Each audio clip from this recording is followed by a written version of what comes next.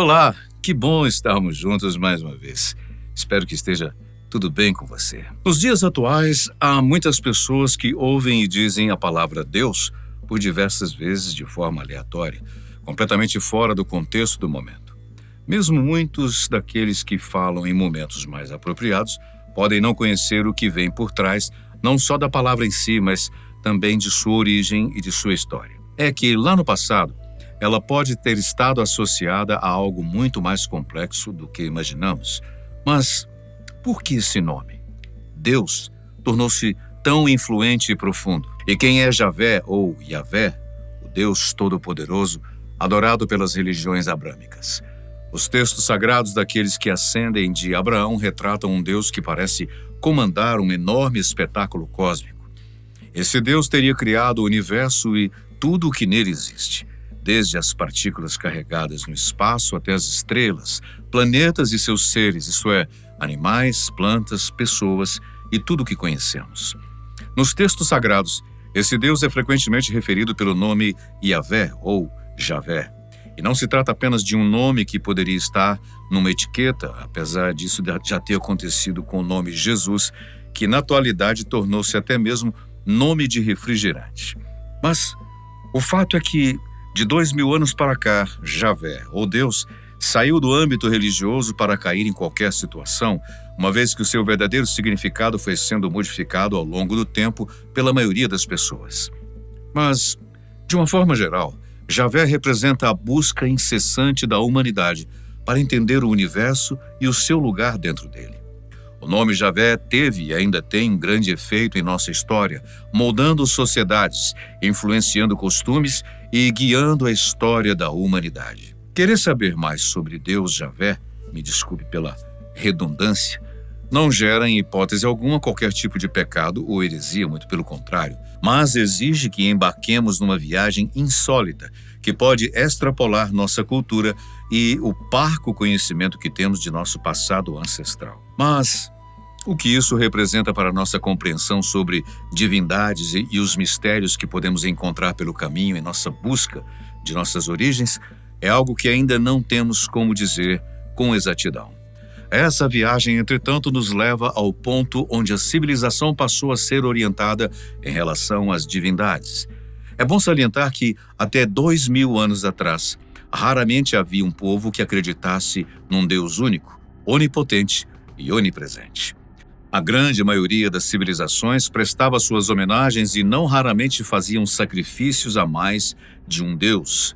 E isso se arrastou por muitos anos ainda, mesmo na chamada era cristã, ou seja, depois de Cristo. Automaticamente, ao estudarmos as origens de Javé, somos levados imediatamente à Idade do Ferro e ao Oriente Próximo, que correspondia às regiões da antiga Urartu, Mesopotâmia, Elão, Pérsia, Levante e Anatólia. Hoje conhecido como Oriente Médio, toda essa região compreende países como Armênia, Chipre, Egito, Iraque, Irã, Israel, Jordânia, Líbano, Palestina, Síria e parte da Turquia. A história do Antigo Oriente Próximo é geralmente situada entre 5.000 anos antes de Cristo e o século VII depois dele. Curiosamente, essa viagem ao Oriente Próximo nos coloca frente a frente com os Anunnaki, que eram os deuses dos mitos da antiga Mesopotâmia. Esses deuses não só desempenharam um grande papel nas histórias sobre a criação do mundo, como foram adorados pelos sumérios, acádios, assírios e babilônios. Será que haveria um vínculo entre esses antigos deuses e Javé? Seria possível que Javé tenha sido criado a partir desses Anunnaki ou até mesmo tenha sido um deles? Bem, uma coisa é certa. Encontrar as respostas verdadeiras nos permitiria descobrir uma camada oculta de histórias antigas, o que também mudaria por completo a nossa compreensão sobre as origens da humanidade. Há uma história ainda mais antiga que se encontra escondida no texto do Gênesis e que foi mantida fora da vista do público por centenas de anos devido a erros de tradição e também a regras da igreja. Mas o que essa história antiga está tentando nos transmitir? Ao longo desse vídeo e até o seu final, esperamos responder à grande pergunta: quem é Javé, o Deus da Bíblia? E o que a verdade poderia nos trazer de consequências para a nossa compreensão da religião e da espiritualidade? A menção mais antiga a Javé que temos conhecimento encontra-se gravada na Pedra Moabita, também conhecida como Estela de Mesa, que foi erguida pelo rei Mesa de Moabe por volta do ano 840 a.C., para comemorar a sua vitória sobre Israel. A Estela da Mesa narra uma história semelhante à encontrada no capítulo 3 de 2 Reis, mas com uma diferença significativa.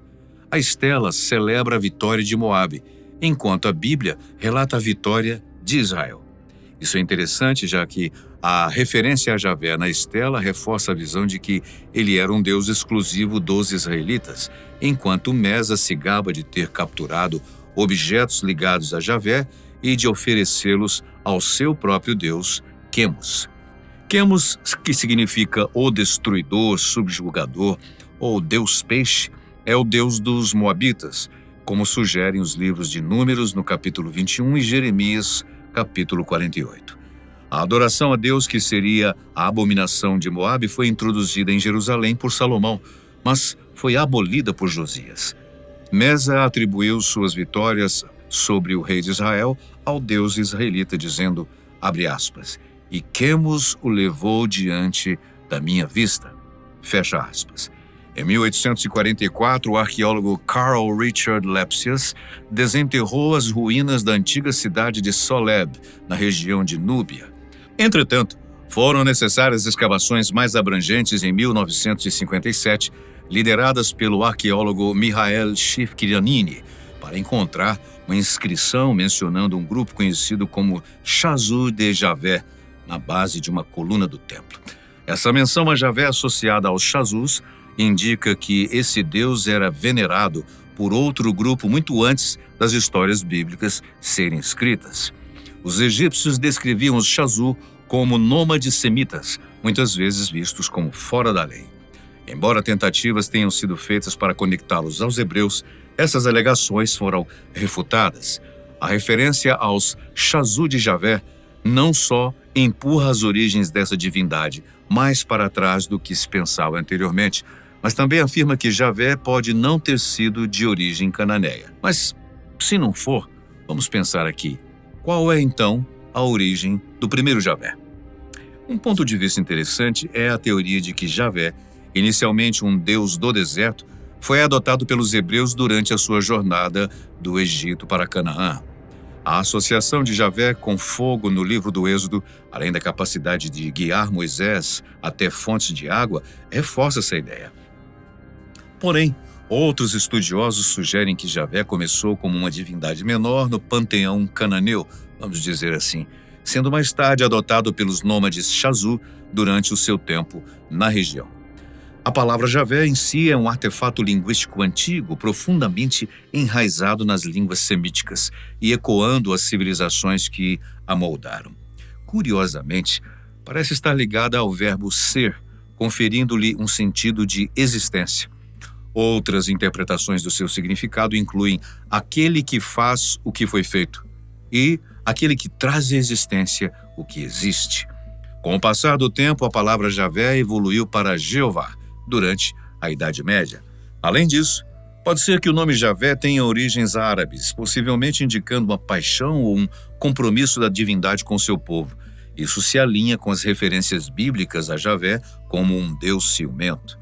A transformação de Javé de uma divindade local dos midianitas para uma divindade única dos israelitas reflete-se na evolução do seu nome, começando com um símbolo de comprometimento de uma divindade local com a sua tribo e se transformando numa declaração de existência e compromisso do único Deus verdadeiro com o seu povo escolhido. No judaísmo, o nome de Deus era considerado sagrado demais para ser pronunciado. Então, as consoantes YHWH eram usadas como um lembrete para dizer Adonai ou meu Senhor. As origens de Javé permanecem na obscuridade, com passagens bíblicas diferindo em suas interpretações. Após o cativeiro babilônico no século VI a.C., O poder de Javé foi codificado nas escrituras hebraicas que foram canonizadas durante o período do Segundo Templo, incluindo o conceito de um Messias como Criador, Preservador e Redentor Todo-Poderoso do universo. Esse conceito foi posteriormente adotado pelos primeiros cristãos que acreditavam que Deus enviou Jesus como o Messias prometido. No islamismo, essa divindade foi interpretada como Alá. Agora, voltando ao tempo da Idade do Ferro, os israelitas em Canaã procuraram se distinguir de seus vizinhos, elevando Javé acima de El, o tradicional Deus Supremo cananeu. Apesar disso, eles ainda não foram convencidos a respeito de um Deus único. Isso é, eles não se renderam imediatamente ao monoteísmo. Pelo contrário, eles permaneceram como enoteístas, isso é, cultuando o único Deus sem negar a existência de outras divindades. E isso se estendeu durante a Era dos Juízes e também no Reino de Israel. O reino, no entanto, se dividiu após a morte de Salomão em 931 a.C., o que levou à criação do Reino Sul de Judá, tendo Jerusalém como a sua capital. Em Judá, a adoração a Javé ia muito além de um ato religioso e era parte integral da identidade do povo. Javé era visto como o protetor e os habitantes de Judá acreditavam terem sido escolhidos por ele, o que moldava suas tradições religiosas, decisões políticas e também os modos de vida cultural. Os reis de Judá, considerados representantes terrenos de Javé, eram escolhidos para liderar o povo, conferindo-lhes tanto o poder político quanto religioso. Eles eram os guardiões da fé, encarregados de manter as práticas religiosas puras e de defender os princípios divinos. Contudo, o relacionamento entre Javé e os reis de Judá nem sempre foi harmonioso. Em certos momentos, reis movidos por ambições políticas ou pessoais se desviavam da fé, introduzindo deuses estrangeiros e permitindo práticas ecléticas na adoração a Javé.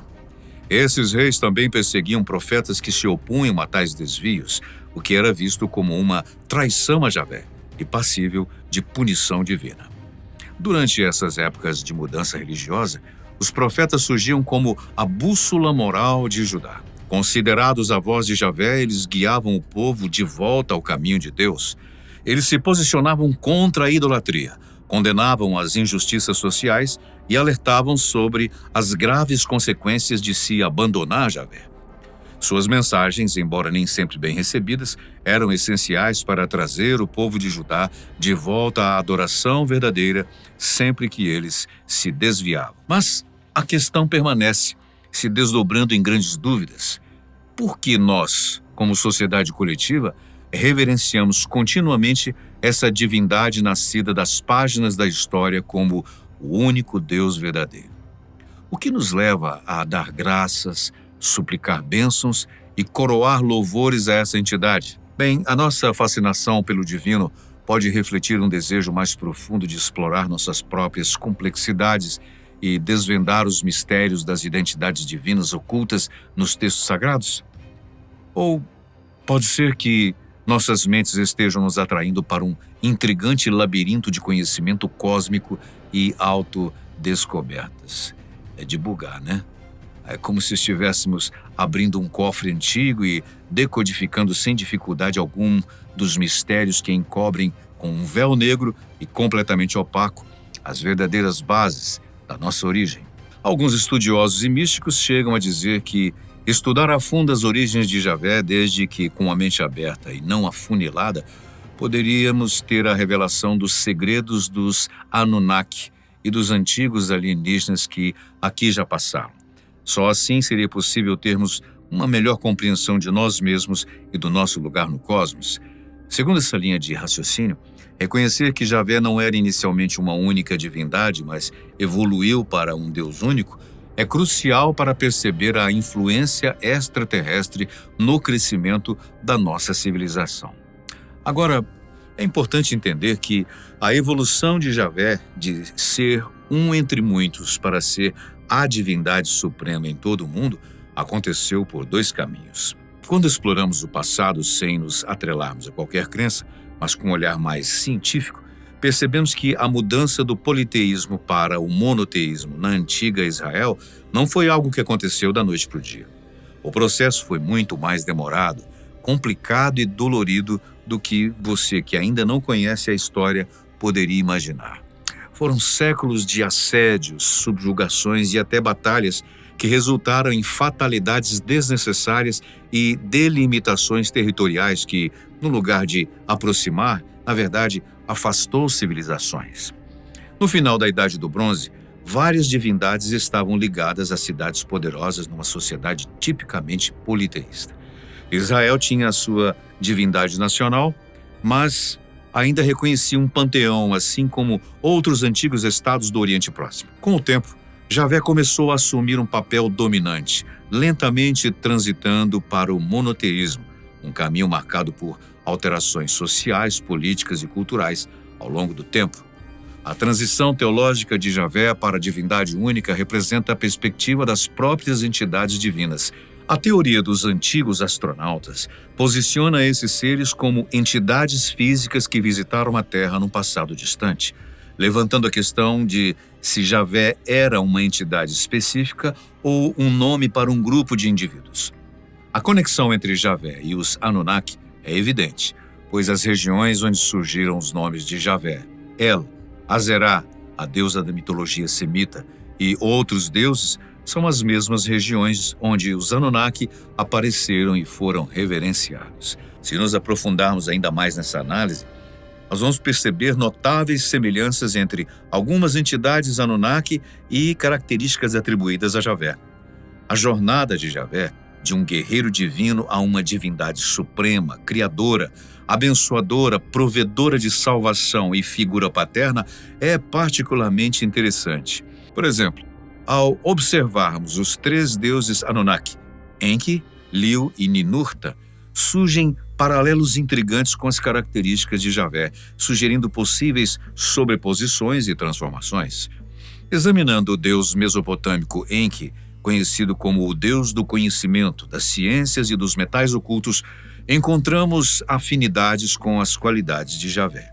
A sabedoria, o entendimento e o controle sobre o ouro e a prata de Enki se alinham às características de Javé descritas na Bíblia. Outro Anunnaki, Ninurta, o deus da agricultura, caça e guerra, compartilha sua natureza protetora e qualidades guerreiras com Javé. No entanto, sugerir que Javé é simplesmente uma versão de Enki ou Ninurta, qualquer outra divindade disfarçada no hebraico bíblico, pode se tratar de excesso de simplificação das coisas. É necessário estudar os relacionamentos complexos e os papéis dessas divindades nas narrativas sumérias e bíblicas para se compreender verdadeiramente as suas conexões e evoluções. Bem, portanto, o estudo da transformação de Javé, de uma divindade múltipla para um Deus único e reverenciado, envolve a compreensão das mudanças socioculturais e políticas impulsionadas pela humanidade, bem como das mudanças teológicas na perspectiva das próprias divindades. Sim, não deixa de ser um estudo complexo e que exige mente aberta, mas, ao mesmo tempo, é fascinante e amplia a nossa compreensão da teoria dos Anunnaki e dos antigos astronautas ou alienígenas, como queira, uma vez que oferece novas perspectivas sobre o desenvolvimento da nossa civilização. É importante notar, no entanto, que Ninurta não era considerada uma divindade oculta pelos sumérios anteriores e suas representações não eram incomuns. Ainda assim, à medida que nos aprofundamos da conexão Javé-Ninurta, encontramos um texto antigo substancial que ilumina um evento significativo, desafiando a ideia que Ninurta e Javé são a mesma entidade. O texto específico aborda um acontecimento notável, cujos detalhes sugerem que Ninurta não poderia ter sido Javé. Um dos atos mais importantes atribuídos a Javé na Bíblia, com consequências duradouras, foi a destruição de Sodoma e Gomorra. O evento também está registrado em textos mesopotâmicos, o que permite uma comparação das divindades envolvidas. Nos capítulos 18 e 19 de Gênesis, Sodoma e Gomorra, cidades localizadas na fértil planície ao sul do Mar Morto, são retratadas como terras do pecado. Javé desce da sua morada acompanhado por 2 anjos, visita Abraão e sua esposa Sara perto de Hebrom. Após predizer que o casal idoso terá um filho, Javé envia os 2 anjos a Sodoma para avaliar o nível de pecado da cidade. Javé então informa Abraão que, se os pecados daquelas cidades forem confirmados, os seus habitantes serão destruídos. Abraão então implora a Javé que poupe Sodoma se pelo menos 50 pessoas justas forem encontradas dentro dos seus muros. Abraão então vai negociando com Deus a quantidade de pessoas até chegar a 10, mas mesmo assim, ele não desiste da destruição por não haver 10 justos naquela cidade. No entanto, quando pulamos para o capítulo 19, eis que os anjos, tendo testemunhado a maldade da cidade, depois de sentirem a fraqueza de Ló imposta pela sua convivência com aquela população pecadora, instigam o sobrinho de Abraão a juntar a sua família e fugir. Ló pede permissão para buscar refúgio nas montanhas e os anjos consentem, prenunciando a destruição iminente. Eventualmente, o destino das cidades é selado quando Javé faz chover fogo furioso sobre Sodoma e Gomorra, é uma história bem conhecida. Ele destruiu essas cidades e toda a planície junto com todos os seus habitantes e tudo o que crescia naquele solo. Abraão foi logo cedo ao lugar onde tinha estado diante de Javé e olhou para Sodoma e Gomorra. Por toda a planície, ele viu fumaça subindo da terra, lembrando a fumaça de uma fornalha. Nos registros mesopotâmicos, este mesmo evento é documentado como o clímax da Batalha de Marduk, para estabelecer a sua dominação na terra. Os textos mesopotâmicos atribuem explicitamente a destruição das cidades pecaminosas a Nergal e não a Ninurta. Dado que a Bíblia afirma que foi Javé quem desencadeou a destruição das cidades e não os 2 anjos investigadores, fica claro que Javé não pode ser equiparado a Ninurta.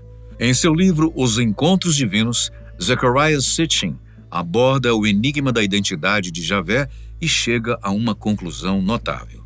A ideia bíblica de que os Elohim, referindo-se a eles como deuses ou mesmo aos Anunnaki, possuíam um Deus próprio pode inicialmente parecer absurda, mas após uma reflexão mais aprofundada faz muito sentido. Isso nos leva a uma pergunta crucial. Se os Nefilins eram os deuses que criaram os humanos na Terra, foi apenas a evolução no 12º planeta que deu origem aos Nefilins, esses seres tecnologicamente avançados capazes de viajar no tempo centenas de milhares de anos antes de nós e que formularam explicações cosmológicas para a criação do sistema solar? Eles também devem ter questionado as suas origens. Isso pode ter levado-os ao que definimos como religião, o seu conceito de Deus, onde, segundo Sitchin, Javé não é um Anunnaki, mas sim um ser divino que até mesmo os Anunnaki reverenciavam. Agora, vamos voltar às questões iniciais, explorando os diferentes pontos de vista sobre a identidade de Javé. A perspectiva histórica humana e o ponto de vista dos próprios deuses. Esta complexa tapeçaria de perspectivas destaca a intrincada relação e interconexão do tema. Veja só. A magnitude do tópico dos Anunnaki e o potencial da teoria dos antigos alienígenas de abalar as percepções religiosas do mundo se tornam evidentes por esse raciocínio. As religiões predominantes muitas vezes falham em inspirar uma conexão profunda e íntima com a divindade que permeia tudo e que está em todas as coisas. Elas tendem a projetar Deus como uma entidade distante e julgadora, que apesar de proclamar amor por nós, monitora nossas ações. No entanto, em nossa visão, a verdadeira busca espiritual nos leva para dentro. Ela nos convida a explorar o divino dentro de nós e a nos conectarmos verdadeiramente com a nossa essência. Yahvé, ou Javé, de forma separada ou agrupada com outros deuses, é digno de respeito por seus papéis na história da humanidade. De uma forma ou de outra, independente da crença, tais deuses moldaram a nossa civilização, nossa cultura diversificada, nossos organismos e a nossa própria vida. Tendo em vista toda a rica história cultural por trás das religiões e espiritualidade humana, siga sempre com pensamentos que elevem. Afinal, diante de tantos mistérios, o melhor caminho é saber o nosso posicionamento no cosmos e sermos guiados pelo bem. Bem, essa foi a exposição de estudos sobre possibilidades de alienígenas e divindades que nós sempre procuramos mostrar dentro do princípio da imparcialidade. Nós agradecemos a sua companhia, deixe nos comentários O que você acha sobre tudo isso? É muito complexo, né? Uma temática bastante vasta. A gente se vê no próximo vídeo.